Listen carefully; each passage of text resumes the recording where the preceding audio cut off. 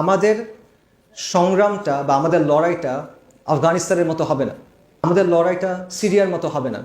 সেইখানকার অনেক কিছু আমাদের সাথে মেলে না। আফগানিস্তানের ভূপ্রকৃতি, আফগানিস্তানের ইতিহাস, আফগানিস্তানের মানুষের তারবিয়া, তাদের সমাজ ব্যবস্থা, সেখানকার আগ্রাসনের যে বাস্তবতা, এই বিষয়গুলো আমাদের এখানে নাই, সম্পূর্ণ ভিন্ন।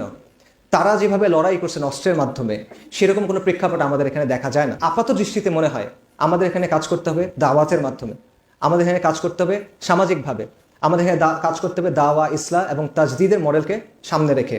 যদি আল্লাহ প্রেক্ষাপট প্রস্তুত করে দেন সেটা ভিন্ন কথা। আল্লাহ প্রেক্ষাপট প্রস্তুত করে দিতে পারেন, আল্লাহু আলা কুল্লি শাইইন কাদির, যে কোনো সময়।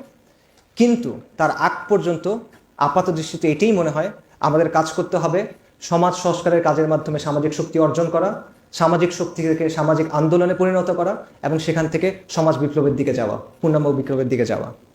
আল্লাহু আলাম। আমি ট্রুলি দুটো জিনিস মনে করি। একটা জিনিস হলো যে আল্লাহ এই জমিন এবং এই জমিনের মুসলিম কওমের জন্য উত্তম কিছু রাখছেন এবং আল্লাহ আমাদেরকে বিজয়ের জন্য প্রস্তুত করতেছেন, যেটার প্রেক্ষাপট আমরা দেখতেছি। ওই প্রজন্মকে প্রস্তুত করেন যেটা বিজয়ী প্রজন্ম হবে।